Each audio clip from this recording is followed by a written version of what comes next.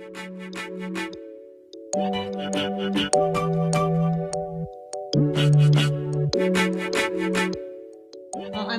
Veronica Hernandez from Tijuana, Mexico. I grew up here most of my life, and then I went around a little bit around the world for when I studied, and got married in Italy, had my kid in Italy. But this is my hometown, and I'm back here. And I studied marketing in Tec de Monterrey. It's a renowned university in Mexico, around Mexico. And I think, I'm in real estate now also, and I did it before I went around the world also. And, but I think what we're talking about, it's going to be how objects started. And it's important to say that there was a period of time of my life that when I was traveling, I was like seeing all these like wonderful things and wonderful cities around the world, that I would say like, I want to just go around and have this experience and live somewhere else, because there's like so much like better places and culture and people in other places around the world. And but when I had my daughter Penelope, and I don't know, if that's for everybody, but it's like naturally I came back here to where my family is and my city. And then I realized, or I decided that I could do what I saw that was inspiring, and what I wanted here in my city. So when I first opened the object, I opened it in a very like in a ghetto area in Tijuana. Actually, it's in the red light district street. But at the end, it's like really at the end, where Jorge Gracia, that is a very well-known architect from Tijuana, he's my age.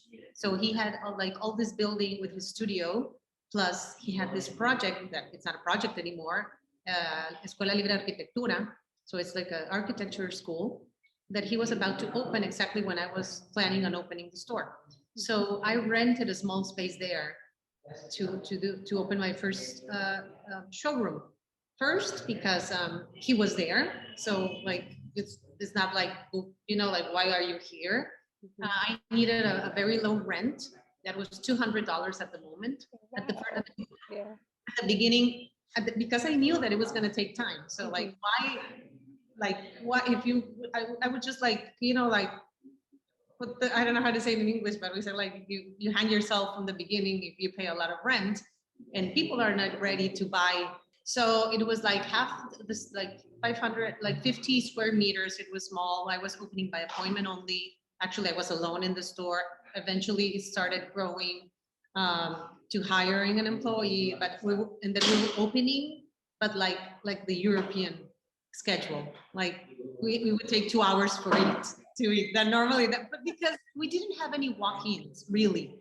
The only thing is that Jorge had opened the store, so it was architecture. So actually, like even the students and the teachers and people that would visit his studio were my client. So the first 6 years of object, I was just doing object. And like I said, I had my Penelope, my kid was very young. So it was very natural for me, the business that I had, like I was owning my time, and I could bring her everywhere with me. No, it was perfect at that period of time. And so what I was doing in this first 2 years I was there, like I said, there was like no walk-ins because it was on the second floor. The area wasn't like for a walk-in. It was hard for people to go there as a destination. So I would do an event every month to present a new brand that I was introducing, or a new collection or something. In the same building, there was a artisan beer made by Jorge and another person. And at that moment, there was like I said, all this like culinary movement was starting. So all these new graduates from the school, we're doing these food trucks. The first food trucks in Tijuana, they were amazing food, very inexpensive. And there was like the first food truck park in Tijuana that nobody knew because it was new. So it was close to the store. So I would invite these chefs for this event. So it was like no cost. Everything was like no cost because I would invite them. So I would promote them because I would make the event. I would say, like, just come, sell your food, and I'll bring the people. That's And beer would sell their beer. And like, you know, and I would make a good sale that day and I would invite people. So that was the first, like the first period of time where I was working and selling, because it was, like I said, hard for people to go there. Yeah. And then afterwards came the opportunity to move here. That is more like in the middle of the city. It's easier to get here. It's double the space. And we decided to take that step and come here. It wasn't like perfect moment economically, in the sense I wasn't like, oh my God, I'm doing very well, so now I can pay more rent and double the space. It was more because the property is my mom's property, and there are like 5 spaces here, and this one, like, nobody wanted it, and it was like, so if you want to. So obviously we made a good deal with my mom. Object is still a store that is not a regular traffic like in any store. It's still like very particular clients. The difference that I saw in with the pandemic is that if people come, they're definitely buying. They're not window shopping. There was a lot more window shopping, and well, you know, that they come, they want to see the beautiful thing, but they're not going to buy. So now, like, if people really take their time and their risk, or however they want to see it, it's because they're buying, and they're buying more because people are spending in their house now. You know, they're investing. A lot of people are remodeling, a lot of people are investing. There's a big movement now in the development construction industry here in Tijuana that I'm also part of. Yeah. Now, in the last year, I opened in the same space, I have my real estate company, and so I'm very, very, like, conscious about that. So people are getting their new apartment, very expensive, like for Tijuana, new apartments, and obviously they want to get beautiful stuff. But it doesn't really, right now, it doesn't really affect my day to day, because I mean, I can take care of both businesses. Sometimes you can get distracted, but you're coming with the purpose of doing one thing, and then you get distracted, or clients, if people come, I mean, they want them to, for me to how do you say, like, to attend them. I know I always know better the products and this and that. And so if I was planning on doing something on my computer, I mean, obviously I don't do it, but it doesn't matter. I mean, it doesn't matter because they're both my babies. It's actually now through social media, everything. At the beginning that we were starting, it was harder because I was Tijuana is far away from Mexico City. The best designers were in Mexico City based, and like, how would they send their product and trust, etc. So it was a big help to have my brother-in-law with his brand and some other brands that I already knew, to say, like, these brands are with me, so you can. And they were like, oh, okay, if they're with you, then I want to be there.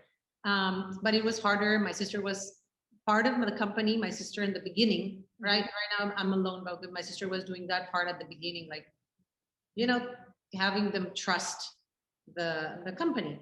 And but now, since I'm like already like positioned in the market, now it's the other way. Lately, I haven't. Sometimes I was like, I need this kind of product, and I look for it. Like, what's the best option for certain thing, and I look for them, and I'll just like, it takes like very little effort for them to convince them to send their stuff, or sometimes I buy the stuff depending on the conditions and what's the product. And but I do get a lot of designers contact. I get a lot of people that are looking for me, that are interested in being here. my feeling, my taste. I do ask around if there's something I haven't heard before, and it's like, oh, I mean, I wasn't looking for that, but it's interesting that I ask around because it's a big country, but it's a small designer community. So I have a very good relationship with most of my designers. So I was like, what do you think about this and that, and blah, blah, blah. Or I ask for samples, or, I start like little to try and see the quality. And, but basically is whatever I do, I like. So yes, more of a feeling. It's my taste.